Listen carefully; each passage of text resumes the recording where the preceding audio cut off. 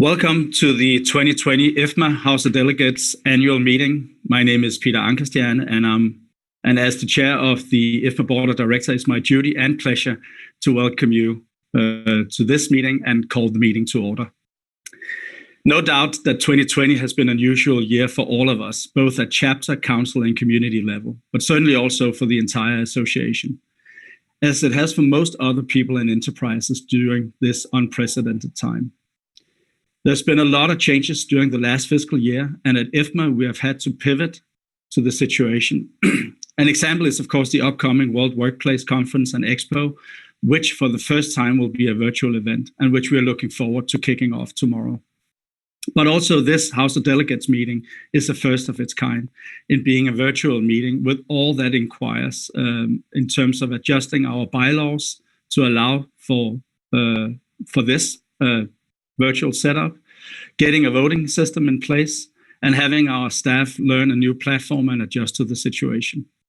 I would like to start this meeting by thanking all the IFMA staff and also the JSAV team behind the scenes who have been involved in the preparations of this meeting, and thank you for your flexibility and professionalism.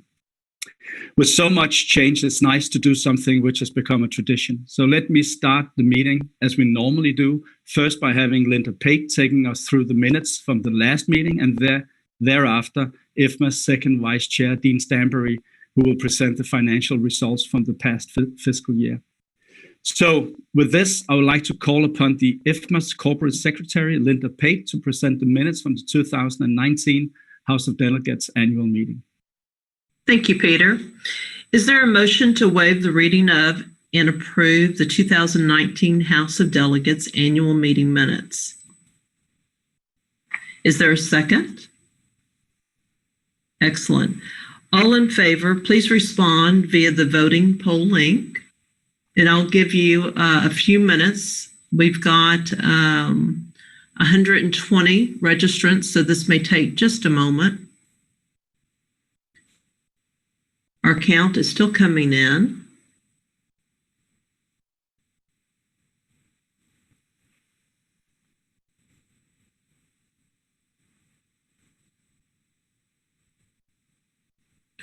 Thanks for everybody participating, and I hope you didn't have any issues with the poll everywhere. This is our first time to utilize this. Seems to be working great. We have well over 50%, so I'm going to move on. Is there any against the motion?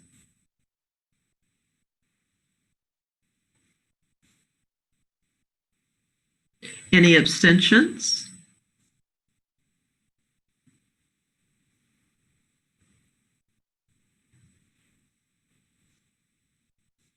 Excellent. Now I'd like to introduce our second vice chair, Dean Stanbury, to present the financial report. Thank you all. Good morning. As second vice chair, it is my pleasure to provide the IFMA financial report for the fiscal year which ended June 30th, 2020. Fiscal year 2020 continued the profitability trend from 2019 and was one of the most profitable in IFMA history. Prior to the end of FY 2020, the board approved a profitable budget for FY 21, which included a goal of reducing the amount outstanding on our line of credit. At that time, we could not have accurately projected the extended effects of the COVID pandemic and the financial effects related to additional cancellations of in-person events. This financial table represents the statement of activities. New in this year's audit are supplementary schedules detailing how subsidiary results are consolidated. This consolidated financial statement is included in IFMA's FY 2020 annual report, which is now available on the IFMA website. Next slide. Highlights from the audited consolidated financial results for FY 2020 include the following items. Total consolidated revenues for FY 2020 were $15.1 million, which represents a decrease of $744,000 over FY 2019. This is due primarily to decreases in events revenue. Total consolidated expenses were $14.3 million, down $107,000 from fiscal year 2019, and this is attributable to expense reductions related to event cancellations. Consolidated net income from operations before income, other income and expenses was $813,000 and was $638,000 lower than the prior year. The final audited consolidated net income, which includes non-operating items related to investments and foreign taxes, totaled $1.1 million for the current year, a $429,000 decrease from the prior year. Now let's look at the financial trends from FY 2014 through FY 2020. This chart shows the trend of net income and loss over the past 7 fiscal years. FY 2020 continues the profit trend realized in FY 2019, even with the challenges presented by the COVID pandemic. Highlighted consolidated financial results include net income down $429,000. This was attributable to a revenue decrease of $744,000. Expenses were down by $106,000, primarily due to expense reductions related to canceled events. Other income was up $208,000 from investments. Looking at the primary business segments, together these represent 95% of total revenues. Membership revenue was down $31,000. Professional development revenues were up $36,000.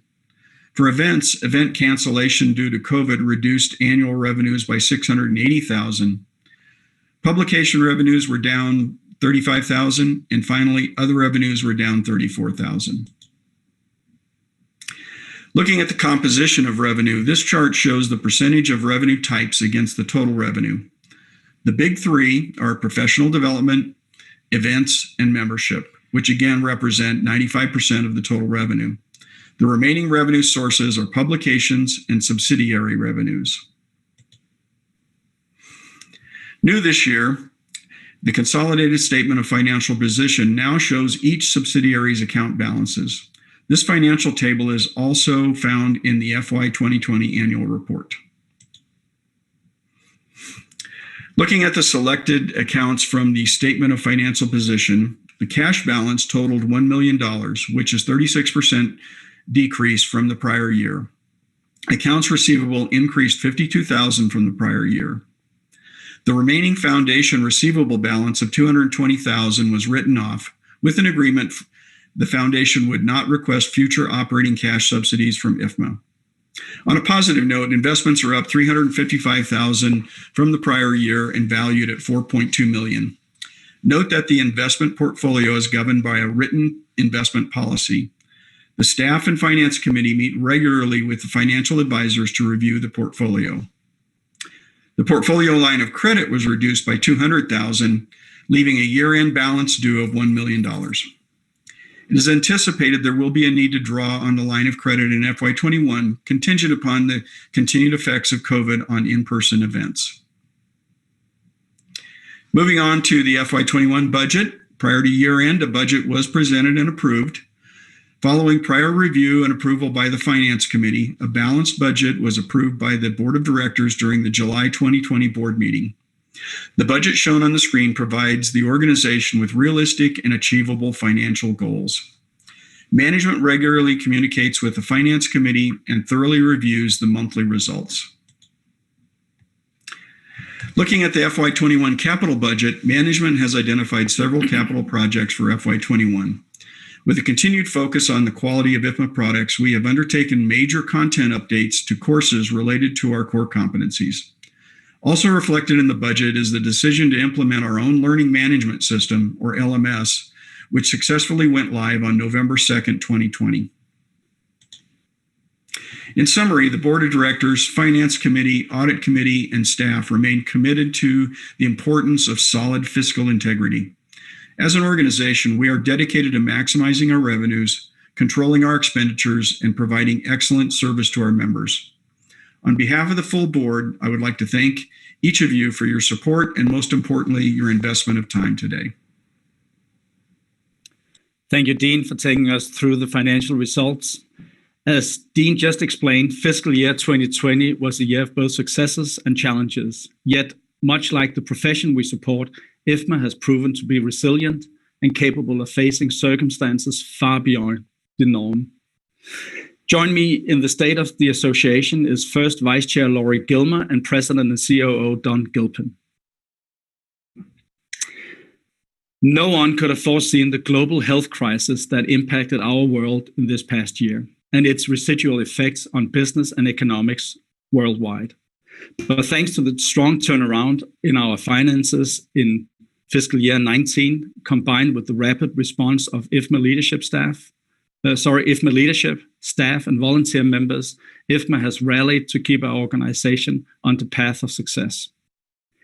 And if there is a silver lining to the struggles of this past year, it is the way we have shown resiliency and resourcefulness, not only us, but any facility manager across the world who has been front and center to dealing with the situation and finding quick and creative solutions to new and yet unforeseen problems related to fighting the COVID-19 pandemic.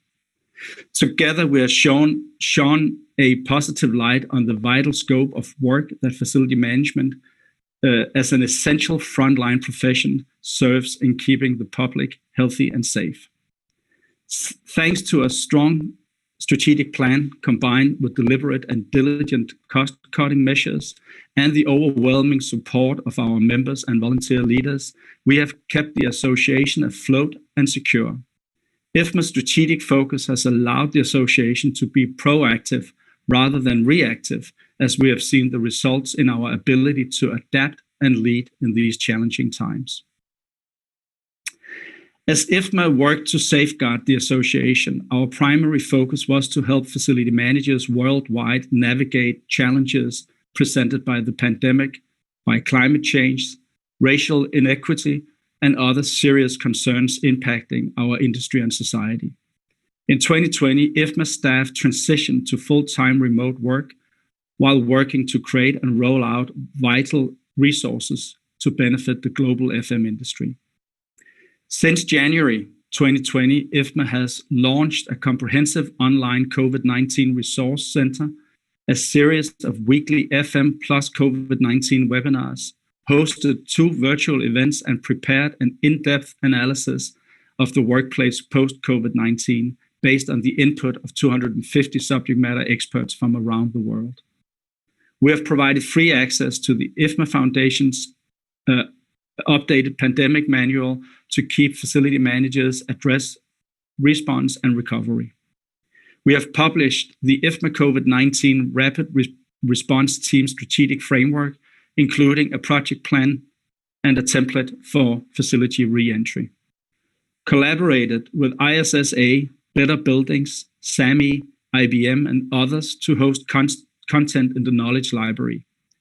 We have promoted IFMA's beta community series of prospective technology solutions for a socially distanced world. We have added live virtual courses to self-study options for FMP students. And on a sunnier note, we have also celebrated our 40th anniversary via online celebrations on social media.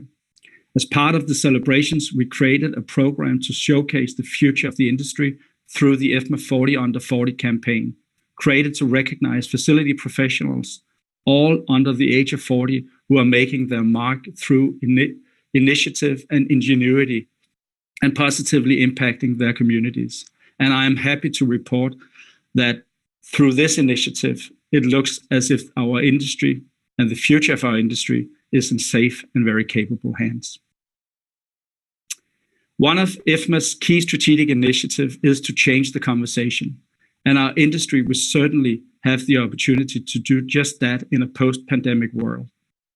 Here we are focusing on the long-term effects on commercial office space and especially the work-from-home solutions. Also designing workplaces to accommodate social distancing and new technologies and digitization. The impact of smart cities, climate change, resiliency planning, and the need to enhance preparedness and business continuity plans. As a collective board, we firmly believe IFMA is well positioned to lead the FM industry through each level of change. We continue to conduct cutting-edge research, develop and curate top-quality content, advocate for the profession, participate in the development of global FM standards, standards, and enable professional advancement through educational and credentialing. And through our strategic partnerships, we are collaborating with other key industry players on a global scale. Thank you for joining us today and for your continued support of IFMA. Our work together is vital to continuing the progress of facility management worldwide. Now, I would like to invite First Vice Chair Laurie Gilmer to share some of our performance metrics for the last fiscal year. Thanks very much, Peter. IFMA continues its commitment to conscientiously returning to basics, adhered to by IFMA staff and leaders using our fiscal year 19 strategy map as a guidepost. It's a living plan, and leadership continues to adapt and evolve the tactics to ensure that all of our activities and decisions to move the organization forward are focused and aligned with our strategic themes. While fiscal year 2020 was challenging for IFMA members due to the pandemic and the uncertainty of individual livelihoods, June 30th had a membership standing of 22,368 with 6,706 new members, which is an increase of approximately 4% over fiscal year 19. Members come from 112 countries, with approximately 30% of our members outside the US. On a very positive note, our young professional membership, those that are 35 years or younger, increased by over 9% in fiscal year 19. IFMA offers its diverse membership opportunities to engage in component groups, which provide additional focus and support in areas of interest. In fiscal year 2020, IFMA offered 141 IFMA regional chapters, including new chapters formed in Mexico City, Suzhou, and Kazakhstan.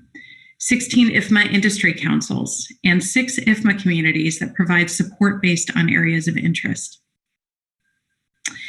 In our Engage Online forum, it's a staple for FM practitioners. Our online forum continues to grow and thrive. The online forum provides IFMA members a place to share best practices, comment on the industry trends, and access resources to address real-world IFMA challenges or FM challenges.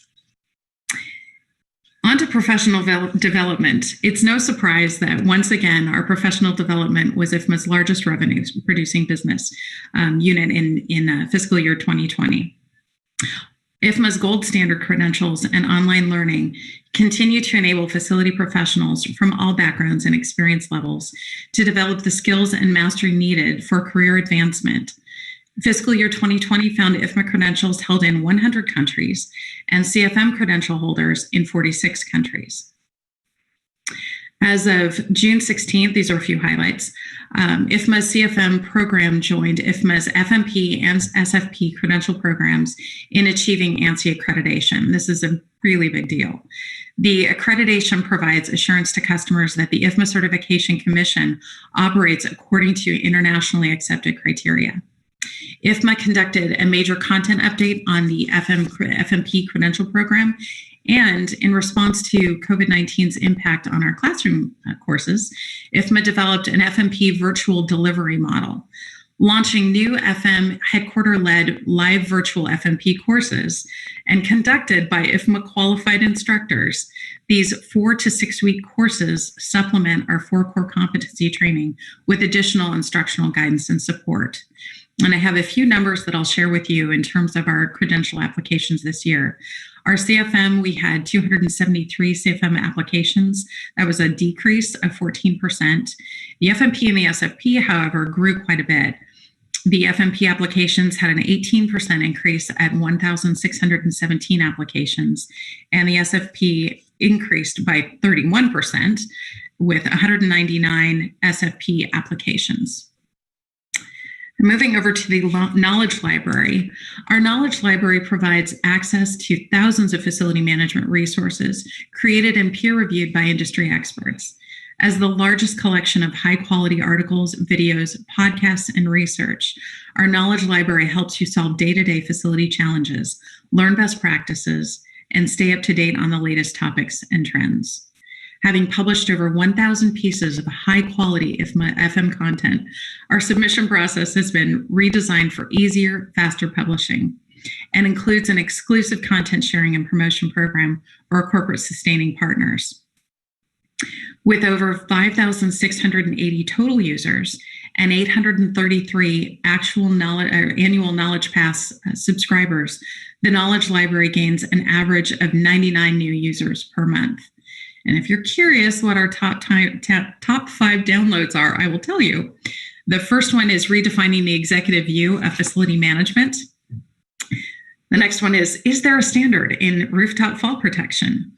An inside look at FM outsourcing research report 27, facility management history and evolution, and the sustainability how-to guide, global green cleaning. This has been huge for COVID-19.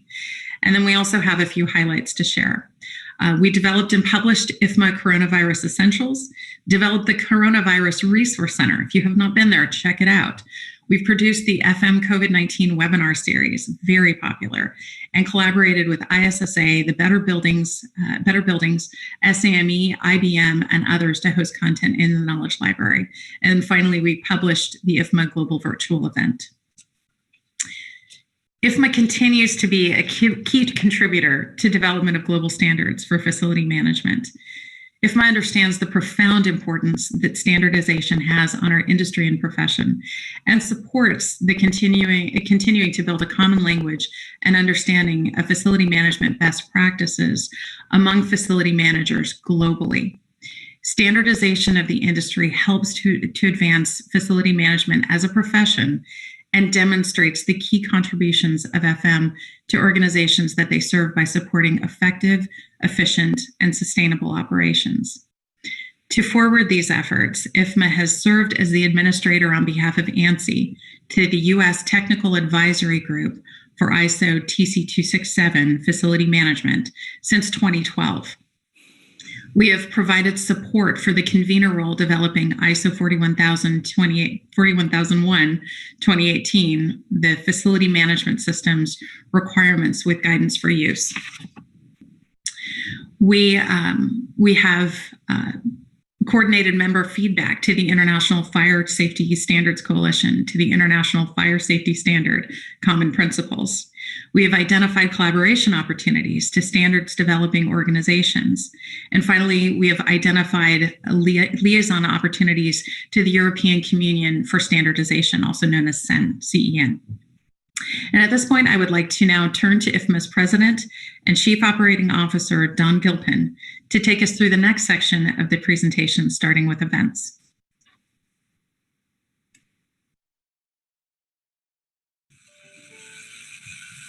Thank you, Lori.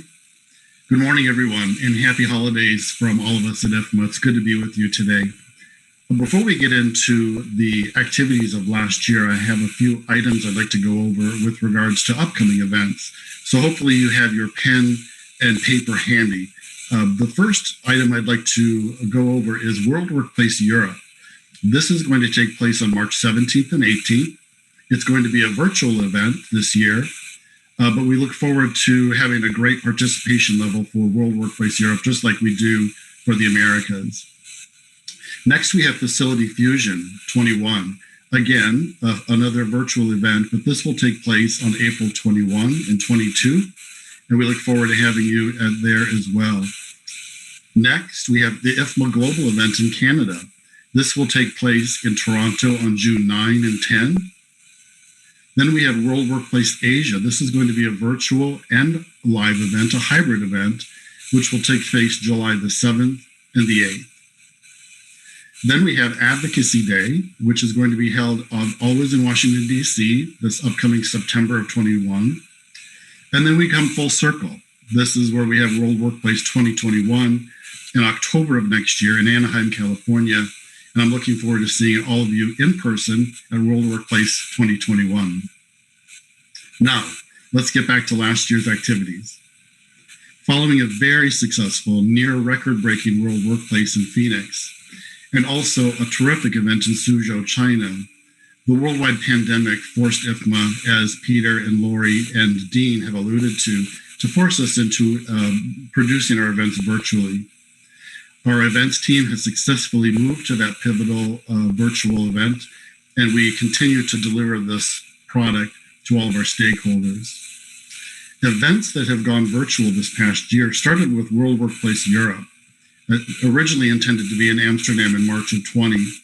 Then we went on to Facility Fusion, which again was our second virtual event that we offered. And then finally, Advocacy Day was a virtual event in September. This and one of the events that was out of our control was the World Workplace Asia, which unfortunately we had to just cancel that event.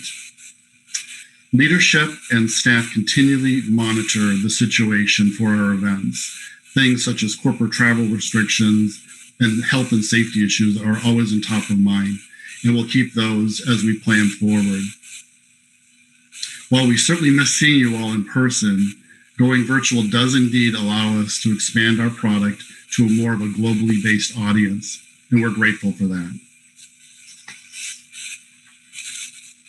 Now let's look at some of IFMA's other programs, starting with government relations. In a year that was highly defined by COVID-19, IFMA's government affairs team worked with U.S. policymakers to have FM designated as an essential workforce. And this was extremely important for our community. Through existing relationships and channels, the team highlighted the front role of the FM in response and recovery efforts. As a result, awareness of FM's necessity in sustaining critical infrastructure was heightened among policymakers in the U.S. as well as globally. As we enter the next phase of the public sector response to the pandemic, IFMA is working to emphasize the need for additional training and standardized best practices within that community. IFMA's government affairs is an enormous member benefit.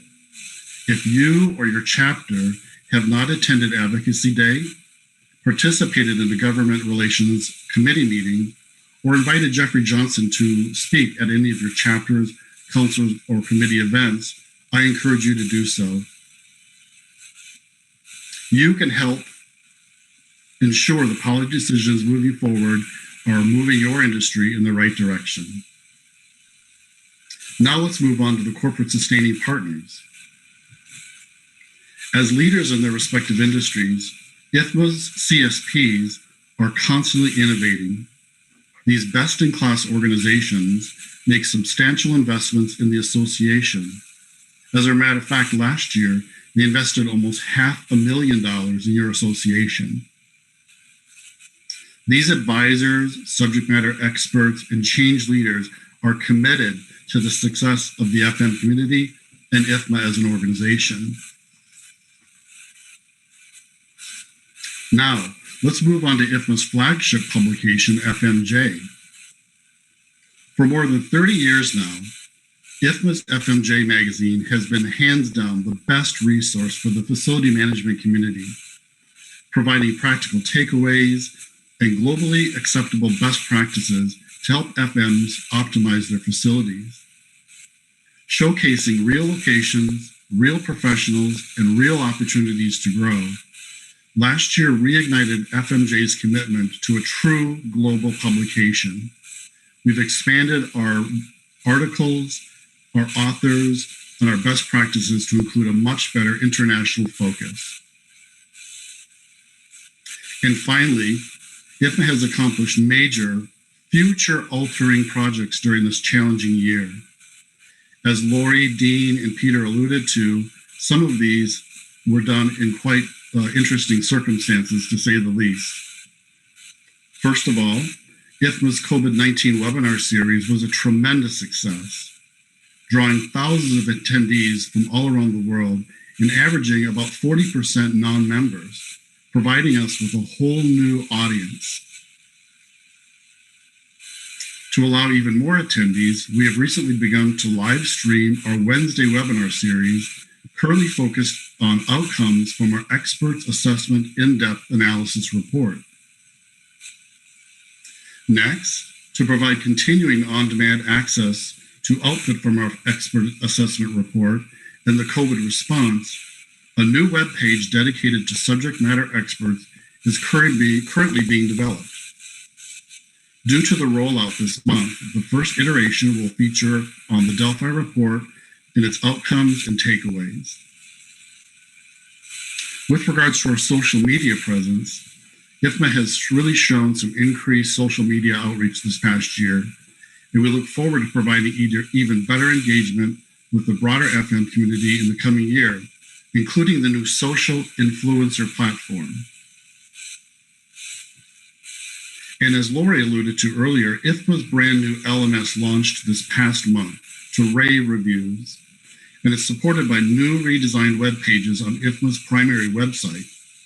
We invite you to look both to the new LMS fm.training.com and the new web pages on ifma.org, which will provide a sneak peek into the upcoming redesign of the overall IFMA website.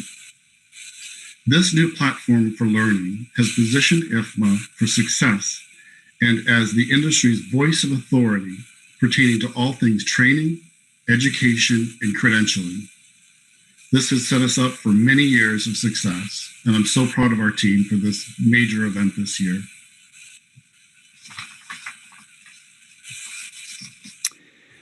Thank you, Lori and Don, for the updates. We will now open the meeting for Q&A. Please submit your questions or comments through the Q&A feature on the system.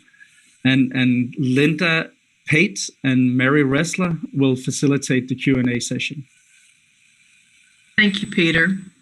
As of now, we do not have any questions. We'll give it a few minutes here and see if something pops up.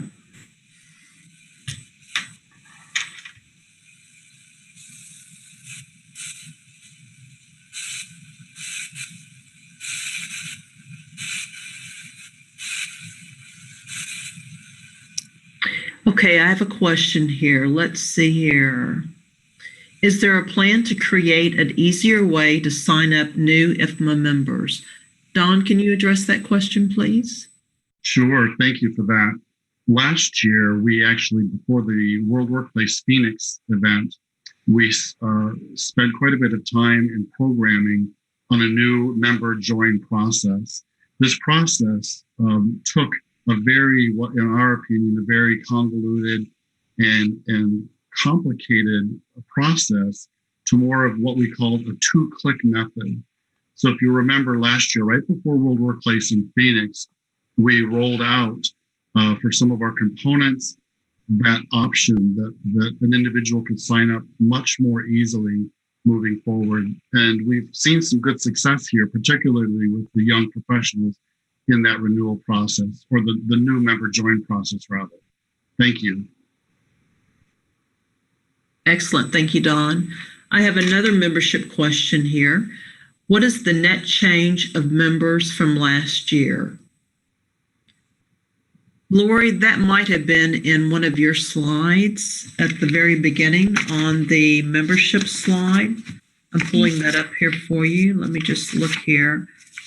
I don't recall if we had the net change or not. No, we did not. I will let you know that as far as the global membership growth, the membership growth in non-North America has grown slightly. As I mentioned earlier, our young professionals group is the star of the show, if you will. They've grown quite a bit. And the membership overall net rate for North America has declined, I believe, somewhere in the neighborhood of 3%. Mary Ressler has kept me up to speed on our membership trending almost on a weekly basis. And what told me is that prior to March of 20, that IFMA was on a very healthy trajectory with regards to membership growth until the pandemic. And that's what basically has led to that 3% decline in the North American count. Excellent. Thanks, Don. Can I just comment, Linda, on that? Because I think net, what we're looking at is about a 1% negative growth at the moment. That's the net, as far as I believe, Don, isn't that correct? It's around 3, but it's still, Oh, really? Okay. Yes. The disappointing statistic is that up until March, that there was an actual net growth trajectory. Okay. Sydney, can you pull up slide 22 for us, please? That's the membership numbers. We had a member asked to go over those numbers again. Lori, this was from your presentation. Sure. I am just scrolling over to there. Perfect. Right. So in this one, we highlighted that we had 22,368 current membership and 6,706 new members. And that was the increase that was cited was we noted an increase of 4% over 2019, which I think was with reference to the new membership. And then I'll just go over maybe some of the bullet points that we talked about in the presentation. We had members in 112 countries. About 30% of our members are from outside the U.S. We had an increase, as Don said, of 9% in our young professional membership. That's the group that's 35 years or under. It's the kind of the 40 under 40 group. And I cannot actually read that slide. It's a little too small for me with what I can see. But if there's another question in there about those membership statistics, if you'd like to text that in, we can answer any additional questions people have. Perfect. Thank you, Lori. We have a question regarding the financials, a statement and a question. And Dean, I'm going to give this one to you. And Dawn, you may need to help out on this one. Congratulations on the financials. Very solid considering all the shifts this year. I didn't see anything in the presentation relative to the workplace management program. Isn't this part of IFMA's educational offering? I can handle that, Dean, if you like. Go ahead, Don. Yeah, thank you. So the workplace management program is the responsibility sits underneath the umbrella of the WE group, the Workplace Evolutionaries. That particular group has been in a test pilot this last 18 months, and part of that test pilot was rolling out the workplace management program. So the revenue from that program has just now started coming in, and I'm working with Pat Trimble and Kate North on that particular program. I don't know the gross revenue from that program just yet, but it's just now getting its sea legs and just now starting to get interest globally. So we anticipate that there'll be more revenue coming through workplace management moving forward. But right now, it's just coming out of its test phase. I think one of the other things to add to that is the workplace management program has 4 modules to it, and the 4th module is launching this month. Mm-hmm. So we're at that point where we've gone through 3. Now we're hitting number 4, and so the program is continuing to grow. But that 4th part is really the final element. So the program is still in that development, watch, and work on phase. Thank you, Dawn and Lori. Peter, I'm going to direct this question to you. It's regarding the RICS collaboration. And the individual is wanting to know the status of the collaboration. Will it continue? And is there an objective with RICS or some kind of pending merger of associations?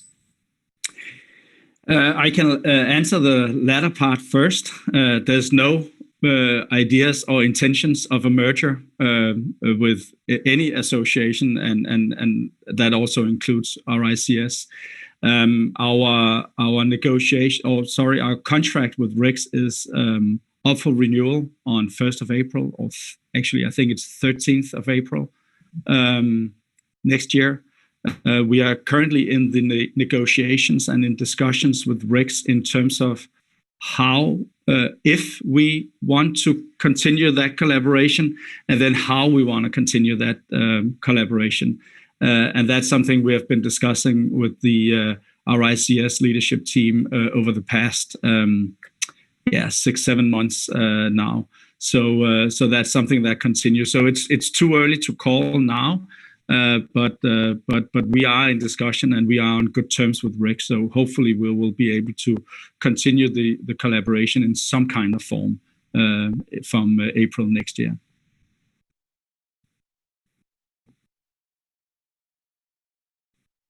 Thank you, Peter. We have a question regarding the presentation, and yes, it will be posted. After this meeting, we'll post a PDF, and Mary and her team will send out an email to notify all the participants. And then we had another question here. Lori, I'm going to direct this to you, and it could be that Dawn needs to follow up on this one also. Are there any plans to create an associate level certification for the FMP or SFP? I will need your help on this one, Don. Right now, we are continuing to, in our overall professional development, one of the things that we've worked to do is support the continued growth of the FMP and the SFP and the CFM.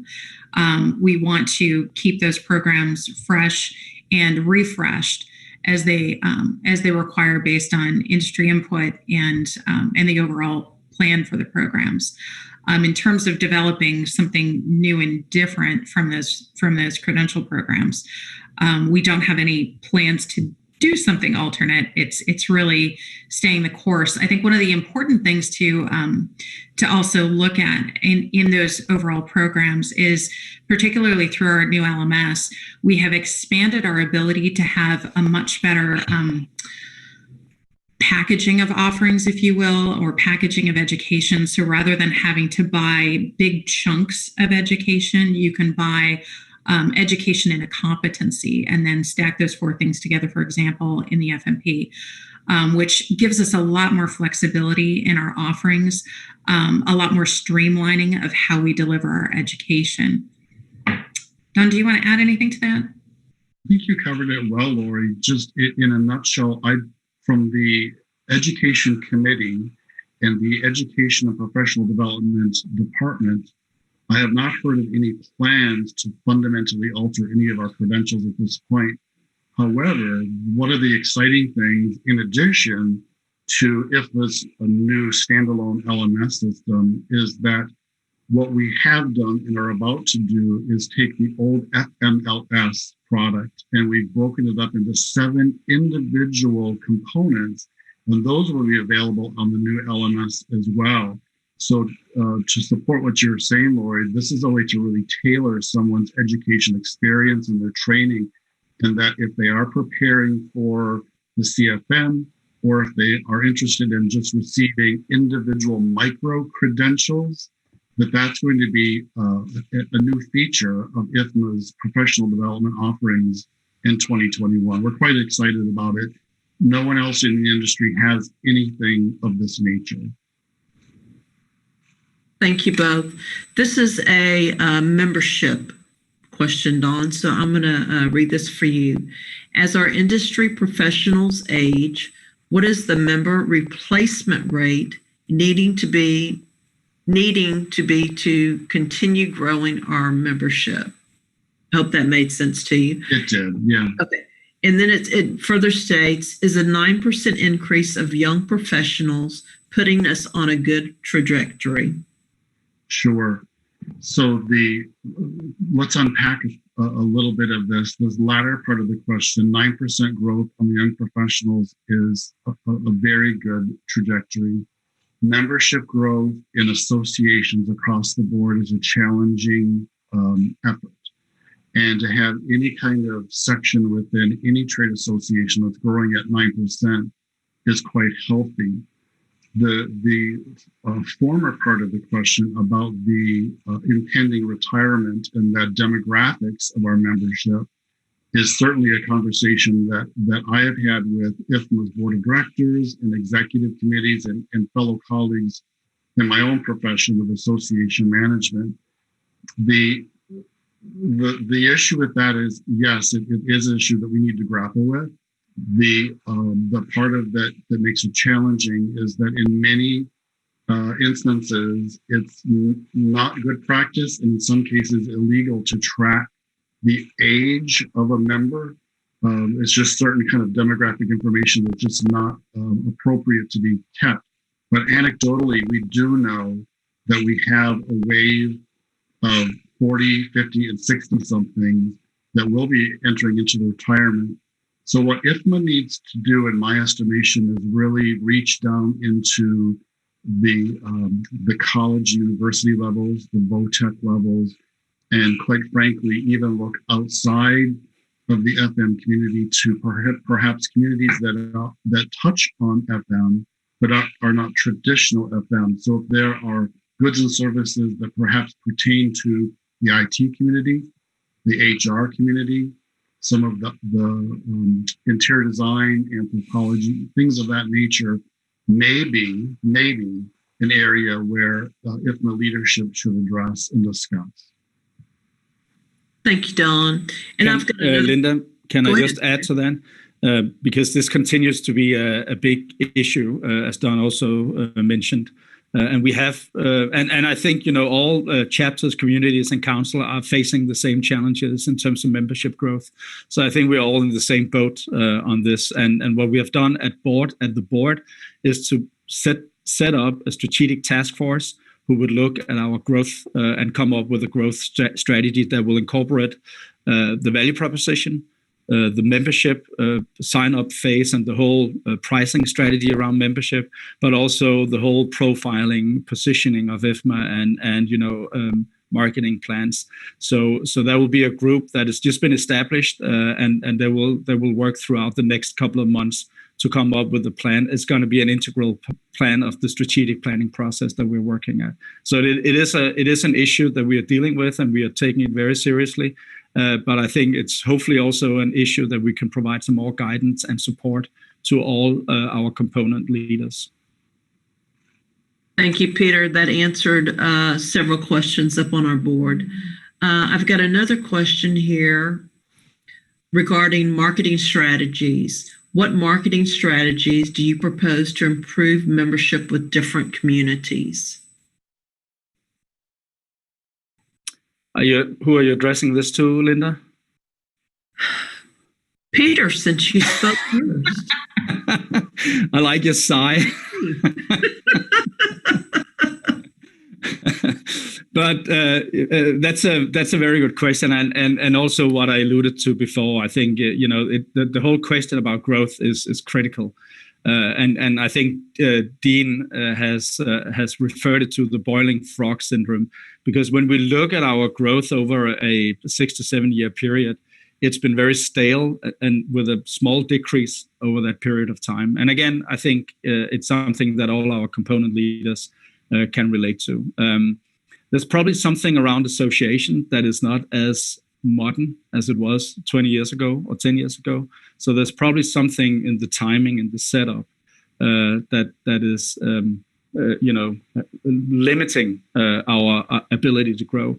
But I think we need to look into the numbers. We need to segment the market. We need to develop and realign. We have a marketing strategy, but it needs to be realigned towards some of these initiatives, part of the rebranding that Don mentioned, and also our social media strategy, and especially our new setup of our website. They are all pieces of that marketing strategy. And I think, to be very fair to the organization, I think we haven't really fundamentally updated our website over the last 6-7 years.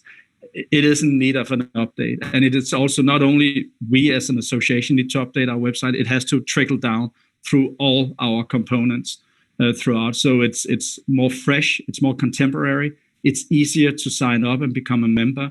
And we are also looking at some of the member benefits, some of the open discussion. No decision has been made on that yet. But some of the things we're looking at is to say, is there some part of the research that should be free for all members? Are there other issues that should be a part of an integral member benefit? So we are looking at that opportunity to make it easy, and also from a price perspective, make it easy to become a member, simply because if you have to buy some of these things outside the membership, it's going to be more expensive. So those are some of the things we're working on. We are very, very focused on the fact that we want to bring growth back to IFMA. It has to be a growth. We are in a growth industry, and it's a huge industry. There's a lot of opportunities for growth. We just need to find the right ways into these growth avenues that we are looking into. So it's a very good question, and it's a question that we are very concerned with at the moment. Thank you, Peter. We have a question regarding membership discount. Dawn, I'm going to address this to you. Are there any plans to give active duty military membership a discount? There are thousands of FMs in the military, and I believe the discount can increase chapter membership and credential opportunities since the CFM is an authorized credential program with the GSA. Might also be a North Star to veterans transitioning out of the military into the FM industry. That's a great question, and it leads to something very close to my heart, and that's with workforce development. I've been in conversation with Diane Levine, who heads up IFMA's foundation, about this very topic. And what we've discussed is some ideas that I've had some experience with regards to that individual, whoever he or she may be, with regards to that what's called a transition assistance program, where all of the military now are required, actually, when they leave their tour of duties, to go through career counseling, and there's a career and transition assistance program that IFMA could participate in with regards to the membership discount for active military or military that is transitioning into civilian life. I love that idea. And Dean Stanberry and Mary Ressler are right now, as Peter alluded to, have just formed a membership task force, which is looking at the value proposition and some other creative ideas to really grow that membership. I think that targeting the military is a terrific idea. There are many programs out there, not only with the Department of Labor, not only with the Department of Veterans Affairs, but with the Chamber of Commerce, with programs like Hiring Our Heroes. So, along with the transition assistance program with the Veterans Affairs and Hiring Our Heroes through the Department of Labor and the Chamber of Commerce, I think there's some real exciting opportunities for IFMA to reach into that community. Before I leave this question, I will let you know that what we have found, and I think it would be true for the FM community just as much, is that the individuals coming out of the military are ideal candidates for this occupation for a number of reasons, but they are ideal, and it would behoove us to really make a concerted effort to attract those individuals and bring them into the fold. Thank you for that question. That was terrific. Thank you, Don. Another question here, and this is regarding the FM training platform. And Don, I'm going to direct this one to you. Okay. With implementing the new FM training platform, does it mean we no longer have a dependency on RICS for our continued operation and product delivery? Thank you for that question. I'm going to change the question a little bit with the term dependency. What IFMA has done with our own standalone LMS is that we believe that if professional development, if training revenue is over a third of our revenue for the association, that's something that we should have complete control over. And that's something that we should own. So this is the first time in IFMA's history, as far as I know, that we don't have either a third-party provider or a partner where that customer experience is going through a different entity. This is the first time where that customer experience is a direct one-on-one relationship between our customer and the professional staff with IFMA. We're very excited about it. Right now, we are still in an official collaboration agreement with RICS. It just means that the transaction, the customer experience, is now a one-on-one experience between John Doe and IFMA's staff, but there continues to be a revenue share with the RICS organization, at least until the April 13th date of our collaboration finalizing. Thank you. Yeah, one thing I'll maybe add to that that may play into the question a little bit is Right now, we also have people in two different systems. So once our own LMS went live, we had any new candidates for the FMP are in that LMS and will work themselves through on the new LMS.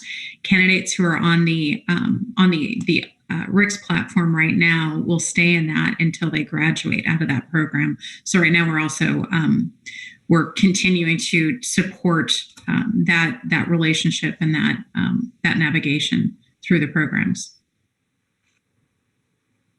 Excellent. Thank you both. This one is regarding young professionals and with the COVID-19 pandemic situation. And I'm not sure who to address this question to, so I'm just going to read it. One way to increase interest and participation of young professionals in IFMA activities is through schools and higher education programs. I know that the IFMA Foundation is already doing all that, but can you please give us a brief summary of these activities in light of the COVID-19 pandemic situation? Well, sure, I will take that. Again, from my conversation with Diane Levine with IFMA's Foundation, she's in tune with IFMA student chapters all across the globe, actually. And just like traditional classroom education has changed to virtual, those student chapter activities have also migrated to this right here. So what we anticipate is that this virtual experience and that connectivity is not going just to revert back to the old face-to-face and club meetings, but there will be more of a hybrid approach to those kind of connected activities, that there will be live and then 24/7 virtual connectivity within that group. But again, it's such an important group for IFMA because this is our lifeblood. This is the next generation. That really addresses one of the earlier questions about what are we doing, what are we actively doing to address this wave of demographics of potential new retirees. Thank you, Don. I'm going to read our last question here. We have 3 minutes before we adjourn the meeting. And this is regarding the 3 C's and the IFMA membership value. And Don, I believe this is going to be another question for you. As a chapter council and community of practice member, I am very supportive of the 3 pillars of IFMA's components. These components complement each other because they focus on geography, vertical markets, and important strategic industry themes like sustainability, workplace, and technology. All members can join more than one component. Can you comment on the benefits of the multifaceted approach to taking advantage of IFMA membership value? Of course. Well, one of the special features of IFMA being organized the way it is, it touches on something that I reported on earlier this morning, and that's with our Corporate Sustaining Partners program. So many of these organizations are looking to roll out new products or services. And the fact that IFMA has organized itself in a geographic and disciplinary way is very attractive to these companies because it allows them to really zero in and target. Now, with regards to the benefit for the FM, not only the IFMA, or particularly the IFMA member, this is an opportunity to really do a deep dive into a particular area of discipline, or a geographical support, or those communities of practice that are the thread that goes across all of those. This is your opportunity to really provide that specialized professional development experience. I've had some experience working with a number of our communities of practice, and one council in particular, the Healthcare Council, as well as our communities of practice, and a few of the chapters. Before pandemic, I was able to visit at least 5 or 6 chapters a year, which is terrific. But in each of those experiences, I think that it could be reflected and translated to a member that this is your opportunity to do specialized training for your particular career. This is specialized training in education and networking that you would not get, I can guarantee you would not get in any other organization. And this is the beauty of how and why IFMA organized itself in this manner. So thank you for that question. Excellent. Peter?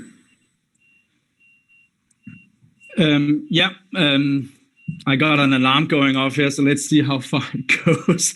But thank you all for participating in IFMA's first virtual House of Delegates annual meeting. We hope you'll enjoy this virtual workplace experience over the next couple of days. Thank you all for your continued support and active engagement, and see you online.